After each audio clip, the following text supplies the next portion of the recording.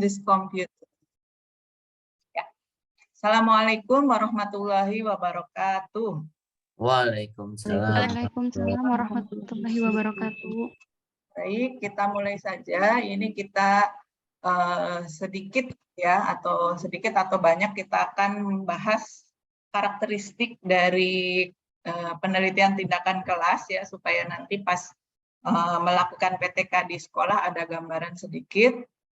Kita hari ini akan membahas definisi, karakteristik, landasan teoritis dan manfaat, kemudian juga tujuan dari PTK dan seterusnya ya.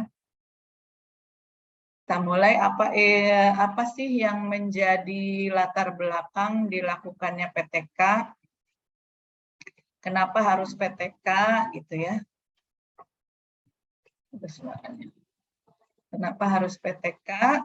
Jadi PTK ini merupakan bagian dari pemberian peranan pada penelitian. Jadi selama ini penelitian lebih banyak ke pengembangan keilmuan. Nah, dalam PTK ini penelitiannya lebih kepada praktis ya, manfaat praktisnya, yaitu untuk atau dalam rangka upaya perbaikan pendidikan dan pembelajaran. Jadi itu salah satu kenapa perlu dilakukannya PTK, yaitu sebagai membuat penelitian ini juga memberikan upaya perbaikan kepada bidang pendidikan dan pembelajaran. Kemudian bahwa guru atau misalnya kalian sebagai calon guru nanti harus bisa PTK ya. Nah, guru itu bukan merupakan objek pembaharuan atau objek dari pendidikan, tetapi juga merupakan subjek ya, ikut bertanggung jawab dalam mengembangkan keterampilan pembelajaran, kemudian memperbaiki proses pembelajaran, juga memperbaiki hasil belajar ya. Jadi guru ini karena fungsinya atau perannya sebagai subjek, maka harus memiliki inovasi ya, memiliki inovasi dan tentu saja salah satunya melalui PTK. Kemudian penelitian pendidikan umumnya dilakukan oleh pakar atau peneliti yang fungsinya untuk pengembangan ilmu pengetahuan, sehingga permasalahannya kurang dihayati oleh guru gitu. Jadi yang melatar belakangi PTK ini. Nah, PTK ini sifatnya lebih praktis, langsung ke proses pembelajaran, langsung ke lapangan ya, langsung di dalam proses pembelajaran. Kemudian publikasi hasil penelitian kepada praktisi memakan waktu yang sangat panjang, sehingga untuk sampai kepada guru dan diambil contohnya itu agak-agak lama. Nah, dengan PTK ini untuk mempercepat ya, mencari solusi, kemudian juga hasilnya. Jadi itu satu alasan kenapa, atau salah satu ya, beberapa alasan kenapa dilakukan PTK. Jadi apa sih PTK itu? Kalau dilihat dari definisinya, PTK adalah suatu bentuk penelitian. Jadi dari namanya aja penelitian tindakan kelas, maka ini adalah bentuk penelitian ya, salah satu bentuk penelitian yang bersifat reflektif, partisipatif, dan kolaboratif dengan melakukan tindakan tertentu agar dapat memperbaiki atau meningkatkan praktik pembelajaran di kelas secara profesional. Jadi PTK ini satu memiliki prinsip-prinsip penelitian ya, atau mengikuti prinsip-prinsip penelitian. Kemudian juga sifatnya reflektif. Maka guru itu harus jujur. Karena kalau refleksi itu kalau tidak jujur nanti tidak ada perbaikan. Gurunya merefleksi dirinya sendiri. Apakah ketika mengajar itu sudah optimal penggunaan medianya, penggunaan modelnya, strategi, kemudian apakah hasil belajarnya sudah memuaskan, dan seterusnya. Partisipatif, jadi semua berpartisipasi, terutama gurunya ya yang punya kelas, kemudian juga siswanya, dan kolaboratif. Nah, ini penting juga dalam pelaksanaan PTK hendaknya bekerja sama ya, berkolaborasi. Jadi misalnya langsung aja nih nanti kalau misalnya mengambil data PTK di sekolah, kalau misalnya di sekolah itu yang biologinya ada berapa orang, misalnya ada 3 orang, nah itu bisa gantian. Misalnya Juju yang menjadi guru ya, atau sebagai peneliti PTK-nya, nanti Sahara dengan dia jadi observernya. Begitu juga kalau dia sedang ngambil data, Juju dan Sahara menjadi observernya. Dan seperti itu, jadi saling membantu. Kemudian dilihat misalnya kolaborasi penyusunan perangkat pembelajarannya. Juju ketika Juju menyusun perangkat pembelajaran, apa diginiin aja ya, terus nanti kasih saran oleh dia dan Sahara. Oh, Ju coba ditambahkan ini medianya, misal tambahkan modelnya begini. Demikian juga instrumen. Instrumen ini ukurnya pakai ini ya, tambahkan ini. Jadi kerjasama, saling bekerjasama. Jadi jangan diumpetin, bukan dalam bentuk perlombaan ya. Saya mah harus yang paling bagus, jangan dilihatin ke yang lain, enggak ya. Jadi saling memberi masukan, karena sifat PTK itu kolaboratif.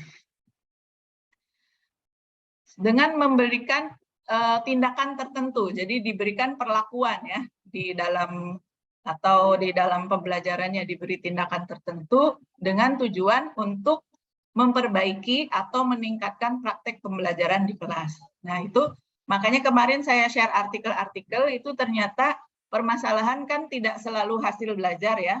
Ada juga yang keterampilan bekerja sama ya kemarin ya. Kemudian ada juga yang iklim kelas, menggunakan iklim kelas yang lebih baik. Yang penting yang diperbaiki itu apa? Jadi makanya harus berangkat dari masalah karena itu yang akan diperbaiki. Jadi misalnya masalahnya adalah situasi atau lingkungan kelasnya, ya berarti untuk meningkatkannya apa strateginya. Kemudian yang paling banyak sih hasil belajar ya.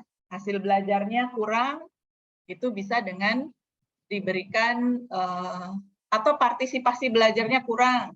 Misalnya siswanya pada ogah-ogahan, motivasi belajar dan sebagainya, itu diberi perlakuan atau tindakan tertentu. Jadi kalau perlakuan dalam PTK itu disebut tindakan karena langsung diberikan saat itu juga gitu ya. Jadi langsung diberi tindakan. Untuk meningkatkan praktek pembelajaran di kelas secara lebih profesional. Jadi ini memang untuk meningkatkan profesionalitas seorang guru ya. Makanya nanti dalam karir guru, salah satunya adalah untuk meningkatkan karir guru adalah membuat PTK. Ini latar belakangnya.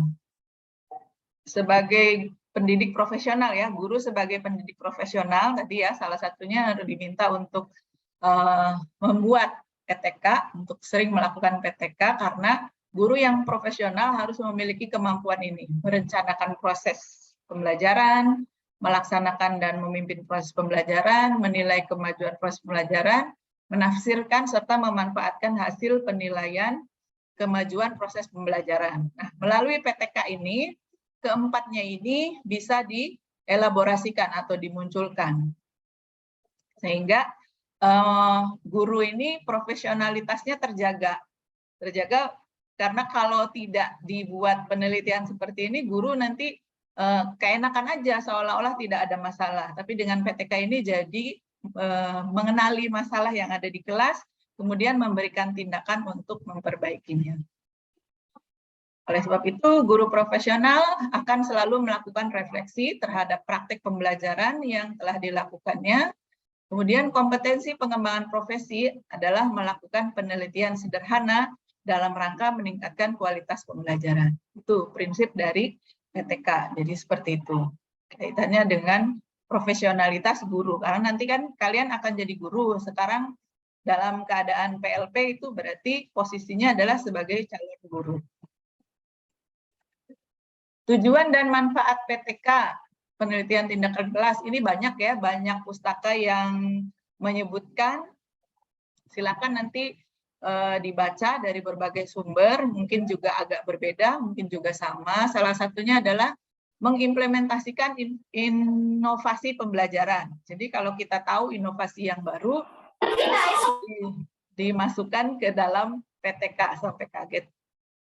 Nah, jadi menyerap inovasi gitu ya, menyerap inovasi dan langsung mempraktekkannya di kelas. Kemudian yang kedua, memperbaiki kualitas pembelajaran.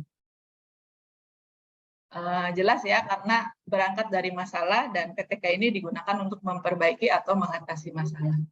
Kemudian juga pengembangan kurikulum, peningkatkan profesionalisme guru, tadi ya sudah dijelaskan. Kemudian peningkatan proses belajar peserta didik. Jadi belajar itu tidak hanya begitu-begitu saja, sampai akhirnya terjadi kejenuhan, gitu. Tapi dengan PTK ini diharapkan proses pembelajaran mengalami peningkatan. Kemudian perbaikan situasi pada tempat praktek dilakukan. Jadi situasi belajar di tempat PTK ya itu diharapkan melalui PTK ini menjadi lebih baik gitu ya.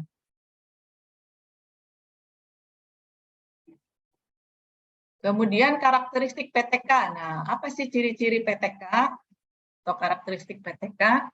Yang pertama, dilakukan oleh guru di kelas. Yang pertama, ada permasalahan praktis dan mendesak di dalam kelas. Ini utama, berangkat dari permasalahan. Permasalahan dalam praktek mengajar yang harus segera dilaksanakan. Ini karakteristik PTK. Kemudian dilakukan oleh guru di kelasnya sendiri.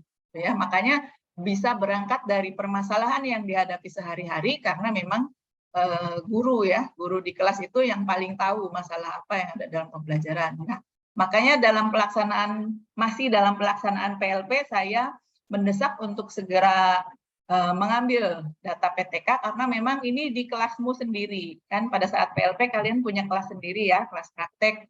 Nah, nanti dikenali dulu ada masalah apa, kemudian dilakukan oleh gurunya sendiri. PTK ini diawali dengan refleksi diri. Refleksi diri itu guru melakukan introspeksi ya.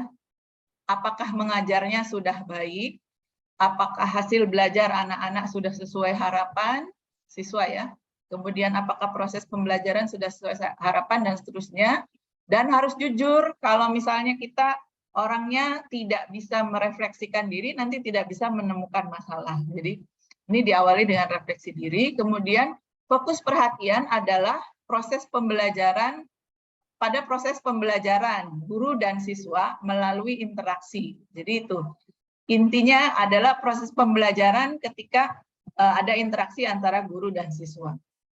Kemudian, dalam PTK itu ada upaya perbaikan atau peningkatan proses pembelajaran secara terus-menerus. Nanti ada siklusnya. Siklus 1, siklus 2, dan seterusnya.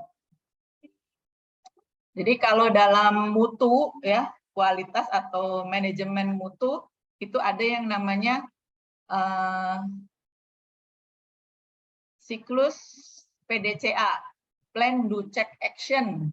Ya, untuk perbaikan terus-menerus. Plan, perencanaan, do, pelaksanaan, check, mengecek atau menilai, kemudian action, kalau ada yang perlu diperbaiki, perlu aksi untuk perbaikannya. Nah, kira-kira PTK juga hampir seperti itu.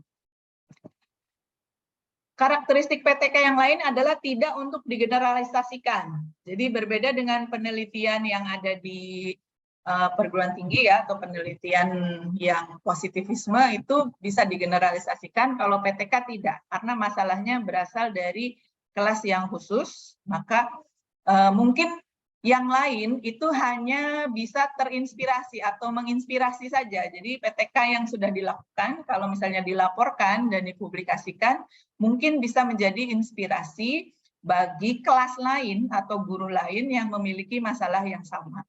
Hasil PTK-nya sendiri itu tidak bisa digeneralisasikan.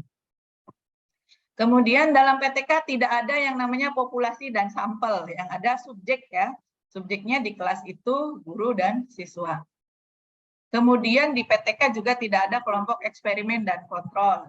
Kalau kita di penelitian, terutama yang eksperimental ya, itu kan ada eksperimen, ada kelas eksperimen, ada kelas kontrol. Nah, di sini nggak ada. Kemudian proses penelitiannya melalui siklus-siklus. Nanti kita lihat siklus-siklusnya ada apa saja dan berapa siklus. Landasan teoritis dari penelitian tindakan kelas itu ada penelitian tindakan kritis, yaitu dari teori kritis dan teori postmodern atau pasca modern, dan ada penelitian tindakan praktis. Ini kesamaan teori kritis dalam PTK, yaitu tertarik pada proses. tertarik pada kebebasan individu dari belenggu tradisi, kebiasaan, dan birokrasi, serta berkomitmen pada lahirnya proses demokrasi partisipatif. Jadi, fokusnya pada prosesnya.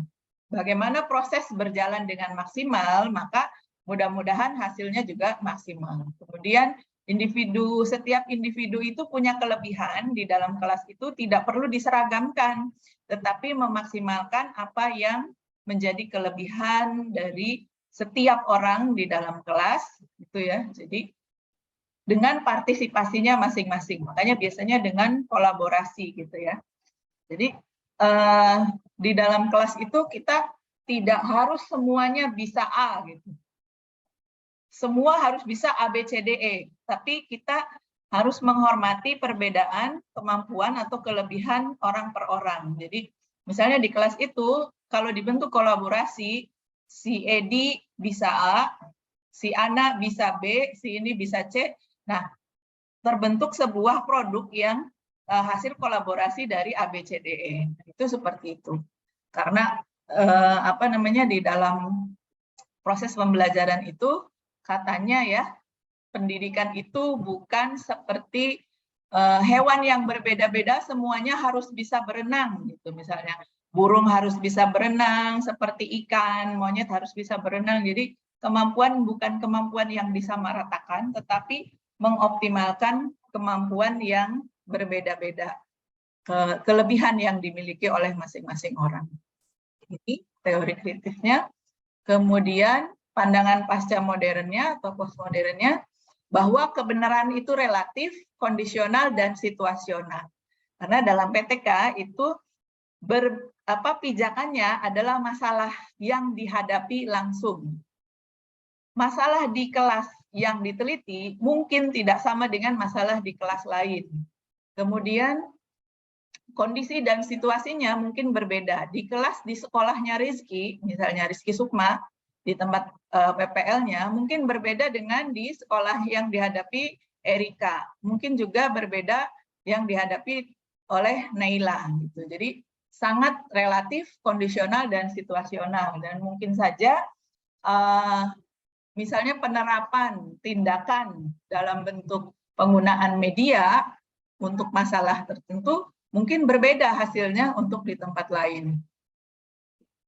Kemudian pengetahuan yang dihasilkan oleh pengalaman terdahulu, gitu ya. Jadi bahwa pengetahuan untuk perbaikan itu kita bisa melihat-lihat dulu, membaca dari pengalaman atau penelitian yang sudah ada. Kemudian kita buat analisis apakah akan tepat kalau diterapkan di kelas kita yang memiliki masalah tertentu.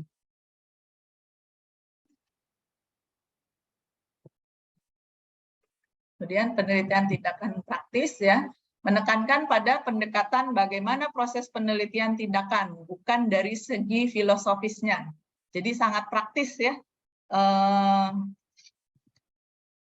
berfokus pada apa yang terjadi dan apa yang akan terjadi jika kita berikan tindakan tertentu. Kemudian asumsinya, peneliti pelaksana memiliki otonomi dan tidak menentukan sifat penelitian yang akan dilakukan. Kemudian peneliti pelaksana memiliki komitmen, jadi kalau yang melakukan PTK itu namanya peneliti pelaksana.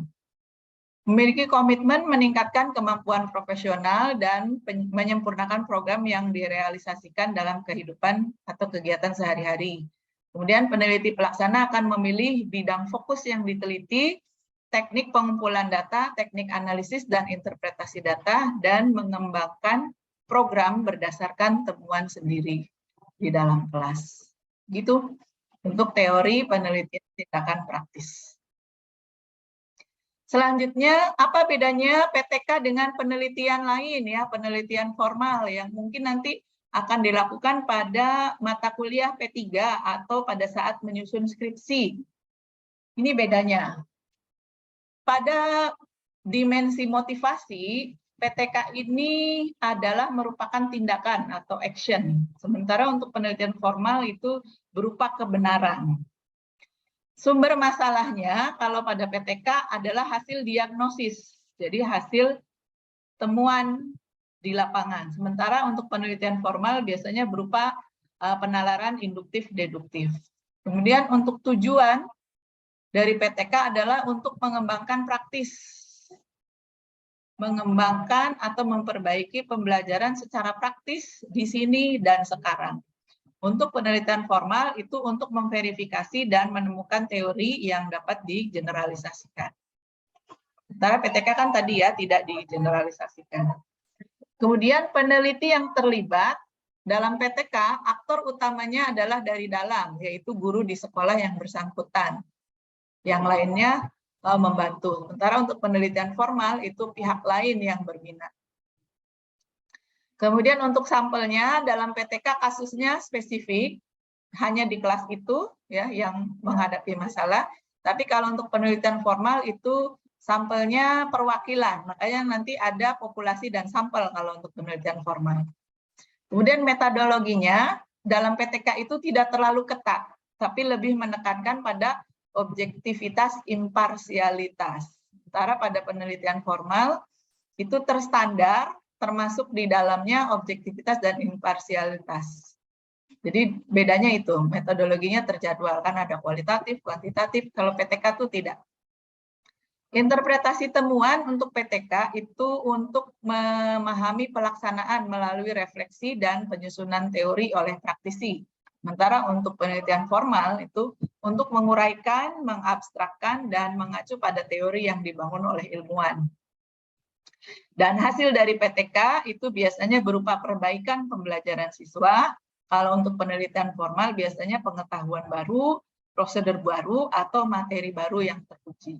Gitu. Ini perbedaannya.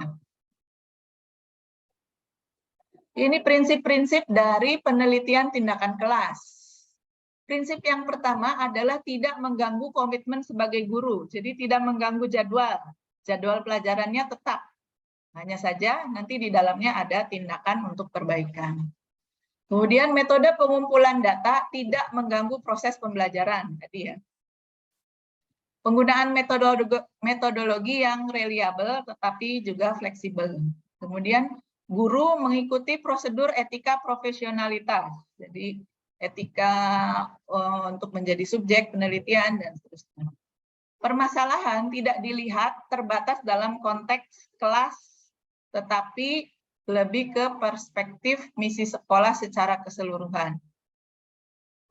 Kemudian PTK ini dilakukan dengan cara kolaborasi tadi ya, bekerja sama, saling memberi masukan. Dan karena yang punya kelas adalah satu orang, nah yang satu orang yang peneliti utamanya atau tadi apa peneliti tindakan ya, peneliti pelaksana itu yang punya kelas itu peneliti pelaksana.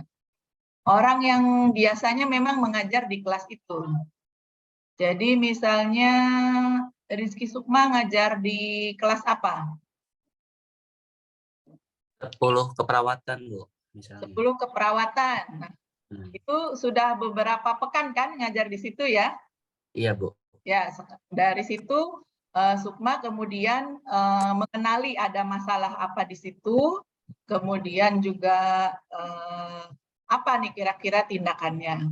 Nah, yang mengambil mata kuliah PTK di sekolah yang sama ada berapa orang? Ada 3 orang, Bu. 3 orang ya. Nanti bisa Sukma bekerja sama dengan teman-temannya untuk melakukan kolaborasi PTK ya. Selanjutnya, masih prinsip PTK, merencanakan dengan SMART. Kemudian tindakan dilakukan dengan dasar dari analisis SWOT. Nanti SMART dan SWOT silahkan dicari. Kegiatan dilakukan dalam lingkungan pembelajaran yang alamiah, rutin ya. Jadi tidak membuat jadwal lain atau tidak jadwal tersendiri, tetapi sesuai jadwal yang ada di sekolah. Kemudian adanya inisiatif guru yang kreatif untuk peningkatan proses pembelajaran atau pemecahan masalah belajar yang ada di kelas. Tindakannya ini konkret ya. Jadi bukan angan-angan atau bukan teori, tetapi konkret langsung di kelas. Metode cemerlang dan berpusat pada proses, upaya empiris dan sistematik, serta sukarela. Tidak ada paksaan dari pihak manapun.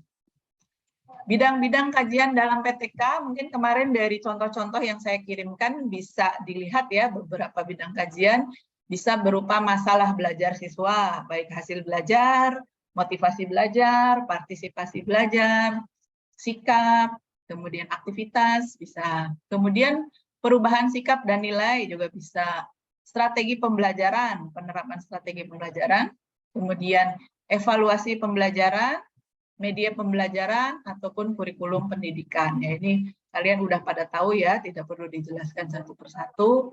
Cuman ini perlu disampaikan aja supaya kalian bisa tahu apa saja yang nanti bisa dilakukan untuk PTK kalian. Ini alur logika PTK. Semuanya berawal dari adanya masalah.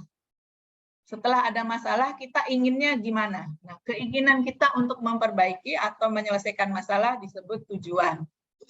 Nah, dari sini, dari tujuan ini, cari teori-teori yang mendukung, kemudian muncul ide atau gagasan membuat PTK. Ya. Kesimpulan dari teori apa, kemudian apakah dilakukan PTK atau tidak. Perlu dilakukan PTK atau tidak. Nah, ini model pelaksanaan PTK tadi kan sudah disebutkan ya dalam bentuk siklus. Nah, siklusnya seperti ini. Dimulai dengan perencanaan. Jadi setelah ditemukan masalah, dibuatlah rencana. Rencana tindakannya seperti apa? Setelah dibuat rencana, tentu saja dengan perangkat pembelajaran dan instrumen yang disiapkan, lalu dilaksanakan. Ya, langkah berikutnya pelaksanaan. Setelah dilaksanakan, itu atau selama dilaksanakan dilakukan pengamatan dan juga pengukuran. Lalu hasilnya itu dilakukan refleksi. Setelah dilakukan refleksi, apakah sudah cukup memuaskan atau belum? Kalau belum, maka dilakukan siklus berikutnya. Perencanaan lagi, pelaksanaan lagi, pengamatan, dan refleksi. Kalau hasil refleksi di siklus 2 masih juga perlu ditingkatkan atau masih harus ditingkatkan, maka dilanjutkan siklus selanjutnya. Siklus 3, perencanaan lagi, pelaksanaan lagi, pengamatan, dan refleksi. Jadi dalam setiap siklus itu perencanaannya dibuat satu persatu. Jadi untuk siklus pertama, buat perencanaan untuk siklus pertama dulu. Nanti untuk siklus kedua, perencanaannya dibuat hasil dari refleksi siklus pertama. Demikian juga untuk siklus, misalnya kalau perlu siklus ketiga, maka perencanaannya itu dibuat berdasarkan hasil dari refleksi siklus kedua.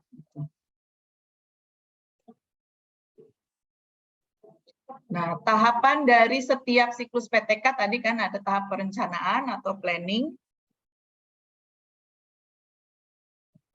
Tadi ya, hampir mirip dengan siklus pada mutu ya, TQM. Total Quality Management, Plan, Do, Check, Action. Cuman kalau di sini istilahnya action-nya itu justru setelah planning. Jadi setelah planning, apa, mengapa, kapan, di mana, oleh siapa, dan bagaimana tindakan yang dilakukan, perencanaan, kemudian pelaksanaan sesuai rencana, kemudian pengamatan, dilakukan bersamaan dengan tindakan ya. Misalnya kalau observasi ya dilakukan bersama observer, kalau memang ada pengukuran ya dilakukan bersama-sama. Kemudian refleksi, hasilnya apakah sudah memuaskan atau belum untuk ditindaklanjuti melalui siklus berikutnya. Mungkin sampai situ dulu untuk paparan mengenai prinsip dasar dari penelitian tindakan LAS. Nanti boleh kalau ada yang mau bertanya, silahkan bertanya. Langsung aja di sini. Barangkali ada yang belum jelas. Silakan kalau mau ada yang bertanya. Izin bertanya, Bu. Mangga, Kak Sukma. Ya. Ini Bu, untuk nanti kan di dalam modelnya model PTK ini ada tahap perencanaannya Bu ya. Nah, untuk perencanaannya nanti itu kita berarti hanya kita sendiri ketika nanti di sekolah atau bersama dengan teman-teman kita yang bareng PLP buat yang dari observer juga itu ikut rencanain Bu. Itu gimana Bu? Ya, karena tadi prinsip kolaborasi tadi ya, cuman bahwa masalah yang akan di PTK-kan itu adalah spesifik di kelas Kasukma, yang tahu masalahnya kan Kasukma. Sementara teman-teman yang lain hanya membantu saja. Jadi kalau misalnya saya masalahnya begini, jadi diskusi. Nah, teman Kasukma yang bareng misalnya siapa? Namanya? Erika Bu, Erika. Erika. Misalnya Erika juga kan punya masalah sendiri di kelasnya.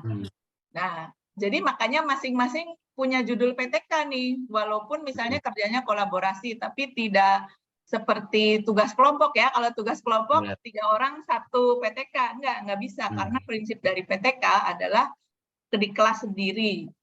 Kalaupun misalnya ada bareng-bareng, berarti yang lain hanya membantu misalnya menyusun instrumennya, misalnya, oh kamu lebih bisa bikin soal nih, soalnya kayak gimana, nih aku punya soal ini gitu ya, boleh saling membantu. Dan pada saat observasi itu bisa saling membantu. Kalau misalnya Kasukma pas ngambil data, Erika jadi observer. Begitu juga ketika Erika ngambil data, Kasukma jadi observer. Gitu kira-kira. Iya Bu, siap. Ya. Ada lagi yang lain, Mangga? Sebentar ya, ini ada yang mau perlu dulu dengan saya, barangkali penting.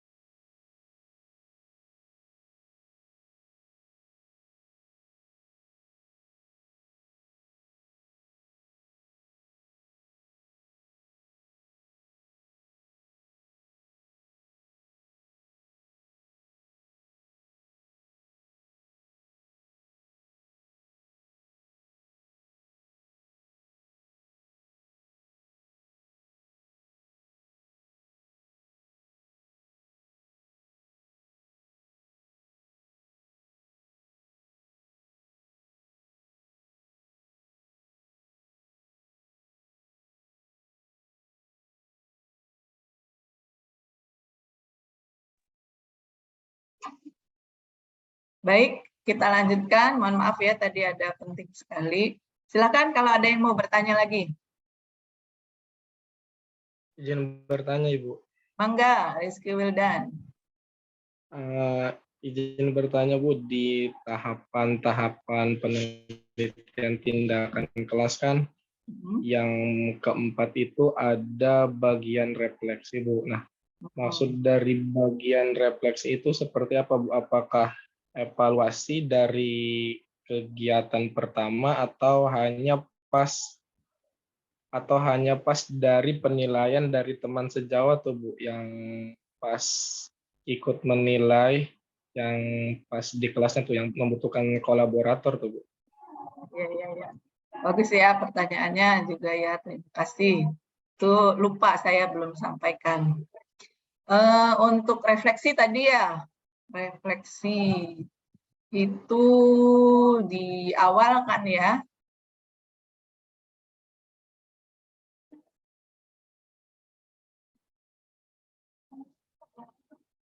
Di akhir. Refleksi itu di akhir.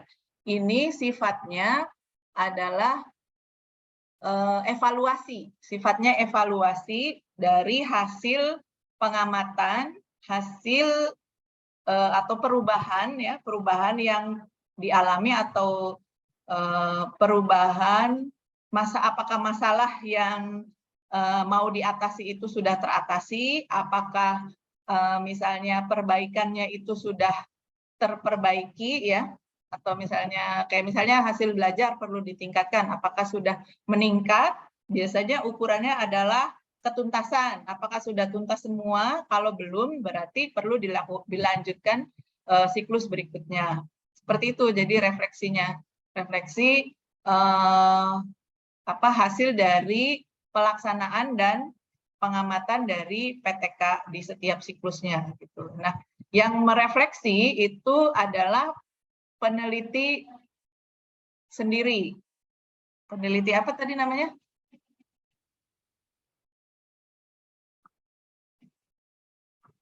Peneliti apa namanya? Peneliti pelaksana. Peneliti pelaksananya sendiri. Suaranya masuk sih ke sana? Suaranya aneh banget.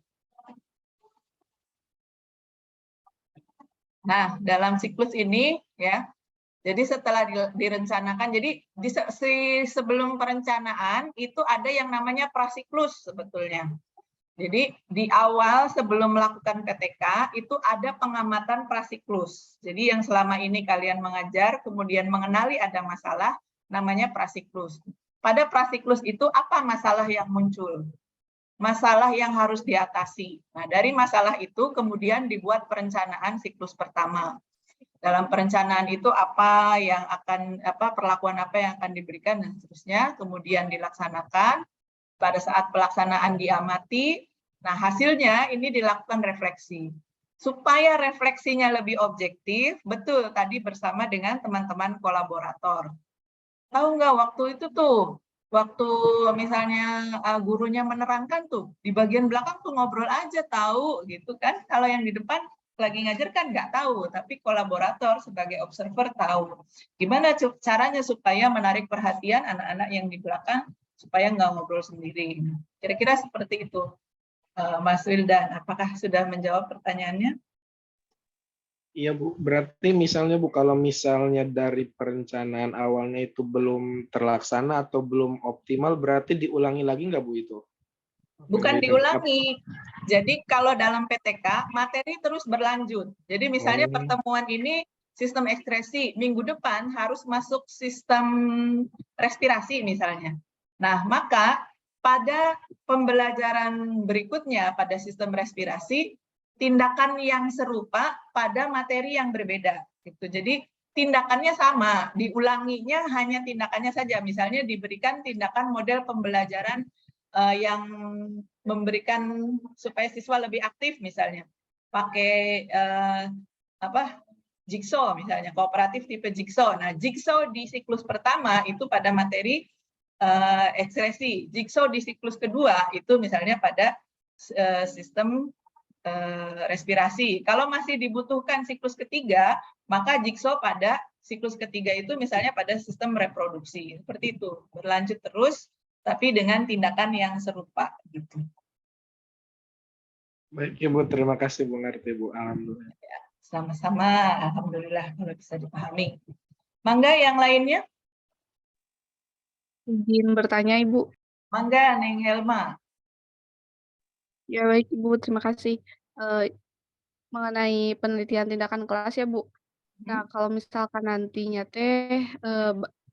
gini Bu, jadi bagaimana cara kita melihat si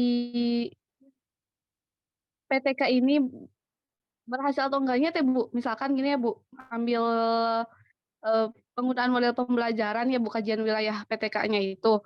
Nah, nanti di akhirnya tuh bagaimana Ibu? Soalnya kan di PTK ini tidak memakai sampel dan populasi ya Bu. Ya. Lebihnya seperti Tidak memakai sampel, populasi dan sampel, tapi memakai subjek penelitian yang ada di kelas Neng Elma kan. Nah, kemudian penerapannya itu, menghitungnya itu jangan dari penerapannya. Jadi misalnya saya mau menerapkan model jigsaw gitu, atau saya mau menerapkan PBL, bukan dari itunya. Makanya kalau dari situ tidak akan kelihatan keberhasilannya. Tapi lihatnya dari masalah. Misalnya Neng Elma punya masalah apa? Apakah hasil belajar siswa teh kurang terus? Ini tuh yang tuntas hanya 1-2 orang aja nih, misalnya. Masih ada nggak sih ketuntasan? KKM masih ada? Masih ada Bu. Masih ya, masih dipakai. Nah, misalnya kelas yang ini nih, tuntasnya tuh selalu sedikit, misalnya dibanding kelas lain ketuntasannya. Nah, ketika diberikan PTK, kemudian ada peningkatan dari jumlah siswa yang tuntas, itu sebetulnya ada keberhasilan, walaupun belum tuntas semua. Nah, Kalau kita mengharapkannya tuntas semua, maka tinggal ditambahkan siklus kedua. Apakah semakin bertambah yang tuntas? Itu sebabnya materinya terus berjalan gitu, dan itu tinggal tindakannya aja. Kalaupun misalnya dari setiap siklus itu tindakannya berbeda, boleh. Misalnya di siklus pertama menerapkan model pembelajaran kooperatif tipe jigsaw. Oh, ternyata hasilnya masih belum memuaskan. Yang kedua itu boleh misalnya diganti model apa. Nanti judulnya tinggal disesuaikan. Misalnya penerapan model-model pembelajaran yang berbeda untuk meningkatkan hasil belajar. Seperti itu kira-kira, Neng Elma. Masih ada yang kelewat belum? Masih ada yang kelewat nggak pertanyaannya? Sudah kejawab semua belum? Sudah Ibu. Sudah ya? Terima kasih Ibu. Ya, sama-sama. Jadi keberhasilannya dilihat dari masalahnya. Kalau masalahnya sudah teratasi, berarti berhasil. Kalau belum teratasi, tapi ada sedikit perbaikan, berarti perlu ditambah siklusnya. Itu. Mangga yang lainnya? Ada yang mau bertanya lagi?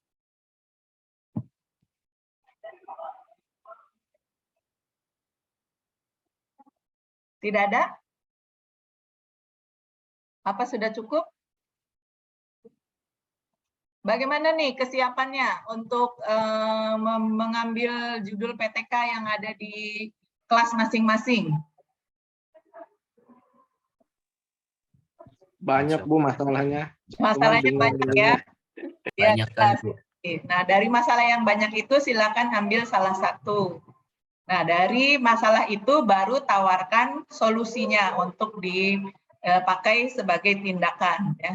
So, nanti kalau mau konsultasi judul Japri, tadi sudah ada yang Japri ke Ibu konsultasi judul PTK. Kalau sudah ada judul, nanti Ibu akan menugaskan judul ya, judul PTK dengan masalahnya. Jadi langkah pertama, tugas pertama adalah menentukan masalah yang dihadapi di kelas, kemudian rencana tindakannya apa, kemudian dirumuskan dalam bentuk judul PTK. Gitu. Bisa ya, seperti itu ya? Sudah ada gambaran? Sudah Bu.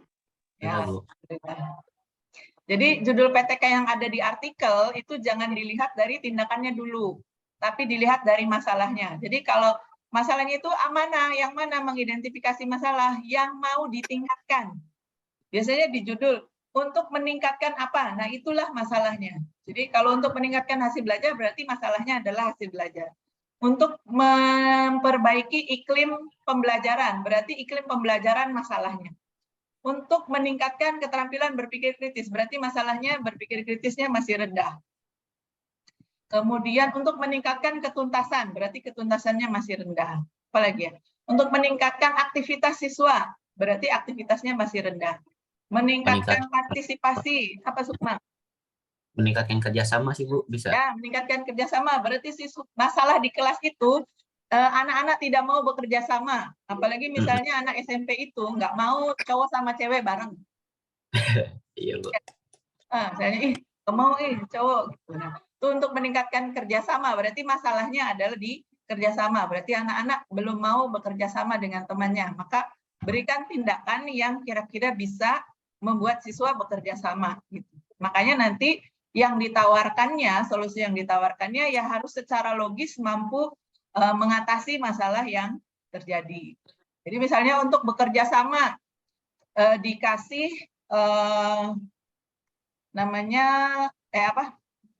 tindakannya misalnya TGT, tim game turnamen, itu nggak tepat karena mereka tidak akan bekerja sama. Tapi kalau misalnya dengan cara jigsaw mungkin bisa kerjasama. Jadi dilihat dulu karakteristiknya, apakah bisa untuk mengatasi masalah itu. Gitu ya. Ada lagi? Atau tadi sudah terjawab belum? Neng siapa tadi?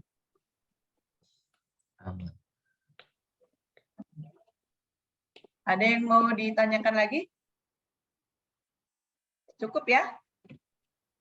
Mungkin untuk sementara cukup, silahkan mulai refleksi diri ya, refleksi prasiklus. Jadi ketika berapa kali mengajar nih, apa nih masalahnya. Kemudian kira-kira apa yang bisa menjadi solusinya, ajukan kepada Ibu ya. Silakan japri dengan menyebutkan nama, masalahnya apa di kelas, kemudian solusinya apa, rumuskan judul PTK-nya seperti apa. Apakah bisa difahami seperti itu? Bisa, Ibu. Bisa, Ibu. Alhamdulillah. Jadi ini 29 orang ya hadir ya. Kurang berapa berarti Mas PJ?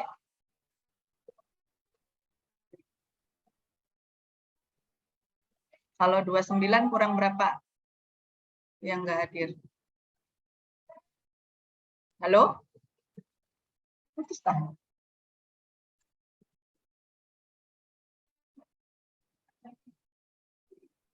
Halo? Baik, kalau begitu kita cukupkan aja sampai di sini ya. Kalau tidak ada pertanyaan lagi, nanti disambung di pertemuan berikutnya. Nanti kita banyak diskusi aja ya, baik di grup maupun di Japri. Halo, apakah suara saya terdengar? Masih terdengar, Bu. Oh, terdengar ya. Baik, kita tutup aja ya kuliah hari ini ya. Udah 4:30. Assalamualaikum warahmatullahi wabarakatuh. Waalaikumsalam warahmatullahi wabarakatuh. Terima kasih banyak, Ibu. Terima kasih banyak, Ibu. Terima kasih banyak, Ibu. Terima kasih.